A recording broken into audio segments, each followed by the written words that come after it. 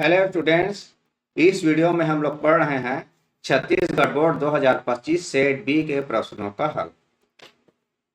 इसके पहले के वीडियो में हम लोग सेट ए के प्रश्नों को हल कर चुके हैं। इस वीडियो में हम लोग सेट बी के प्रश्नों के लघुत्तरी प्रश्न क्रमांक 7 से लेकर 10 को हल करेंगे। ये प्रत्येक 2 नंबर का है, ये 3 नंबर वाले प्रश्न हैं। आइए सबसे पहले आते हैं हम लोग प्रश्न नंबर 7। लिखा है एक बेलन के आधार की त्रिज्या 14 सेंटीमीटर और ऊंचाई 10 सेंटीमीटर है। बेलन के संपूर्ण पृष्ठ का क्षेत्रफल ज्ञात कीजिए। तो हम लोग को प्रश्न में दिया है बेलन के आधार की त्रिज्या, इसको 8 से दर्शाते हैं। आधार की त्रिज्या है 14 सेंटीमीटर है। अब बेलन की ऊंचाई को ए से दर्शाते हैं। एच है 10 सेंटीमीटर। हम लोग को निकालना है बेलन का संपूर्ण पृष्ठ का क्षेत्रफल निकालना है।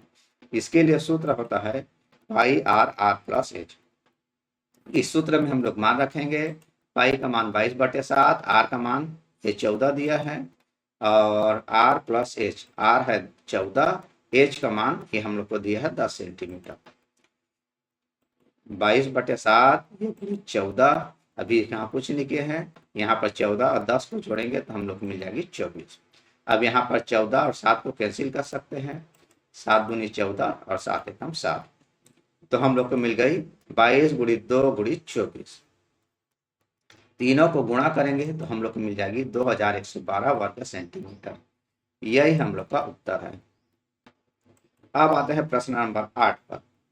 लिखा है सिद्ध कीजिए कि किन्हीं 3 क्रमागत सम संख्याओं का योग हमेशा 6 का गुणज होता है।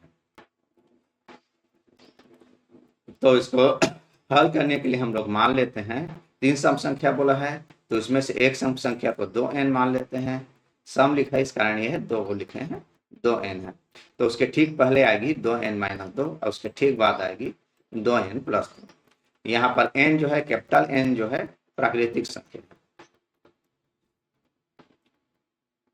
अब तीनों सम संख्याओं को जोड़ते हैं। तो पहली सम संख्या है 2n - 2, दूसरी सम संख्या है 2n और तीसरी सम संख्या है 2n + 2। तो यहाँ पर -2 और +2 को कैंसिल कर सकते हैं। अब बाकी बच गए उसको जोड़ते हैं। 2n + 2n 4n हो जाएगी। 4n + 2n 6n। यहाँ योगफल 6n है। यहाँ 6 का गुणा है, 6 × 3 है, 6 का गुणा है, मतलब हम लोग कर सकते हैं कि ये 6 के 3 क्रमागत सम संख्या का योग हमेशा 6 के गुणज हों। यही हम लोग के सिद्ध करना है। अब प्रश्न नंबर 9 में आते हैं। यदि a/b = c/d हो तो सिद्ध कीजिए कि ma + nb/b = mc + nd/d। तो यहाँ पर हम लोग ये a/b = c/d, इसको हम लोग k मान लेते हैं। अब ये बाएं पक्ष है a/b, इसके हर से b को प्रक्षांतर करेंगे तो हम लोग मिल जाएगी a = b के। इसको समीकरण नंबर 1 मान लेते हैं। अब ये मध्य पद में आते हैं c/d के, इसके हर में d है, इसको पक्षांतर करेंगे तो हम लोग को मिल जाएगी c = d के। इसको समीकरण नंबर 2 मान लेते हैं। अब जो सिद्ध करना है उसके लेफ्ट हैंड साइड में आते हैं। इसके लेफ्ट हैंड साइड में है ma + nb। Left hand side बराबर ma + nb। यहाँ पर हम लोग a का मान समीकरण 1 में देखिए b के है, a की जगह b के रखेंगे। अब यहाँ पे b यहाँ पर भी है, यहाँ पर भी है, इन दोनों को हम लोग कॉमन ले सकते हैं तो हम लोग को मिल जाएगी b × mk + n/b। b अंश में भी है, हर में भी है, इसको कैंसिल कर देते हैं। कैंसिल करने पर हम लोग को लेफ्ट हैंड साइड मिल गई mk + n। यह है समीकरण नंबर 3। अब आते हैं जो सिद्ध करना है उसके राइट हैंड साइड में। राइट हैंड साइड में है mc + nd/d।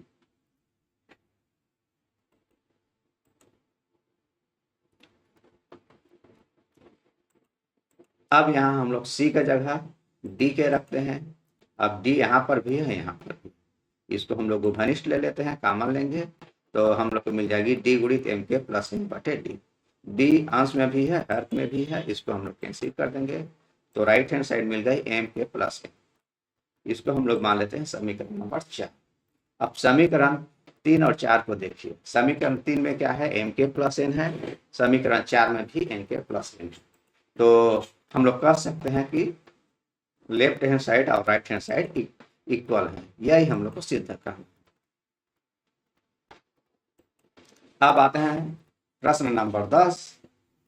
लिखा है वर्ग समीकरण बनाइए जिनके मूल 5 और -7 हैं। तो हम लोग को 2 मूल दिए हैं, एक मूल को अल्फा मान लेते हैं, दूसरे को बीटा, किसी को भी अल्फा किसी को भी बीटा मानिए। हम लोग मान लेते हैं अल्फा बराबर 5 और बीटा बराबर -7 है। अब हम लोग को मालूम है अल्फा और बीटा मूल वाला वर्ग समीकरण होता है x² - alpha plus beta plus alpha beta बराबर 0। यहाँ पर हम लोग को अल्फा का मान 5 दिया है, इस मान को रखेंगे 5 अल्फा के जगह, बीटा का मान -7 है तो बीटा के जगह -7 रखेंगे, प्लस अल्फा का मान 5 है और बीटा का मान -7।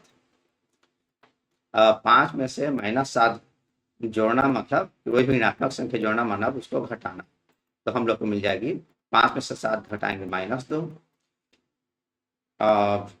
यहाँ पर 5 और 7 के गुणा करेंगे तो हम लोग को मिल जाएगी -35 बराबर 0।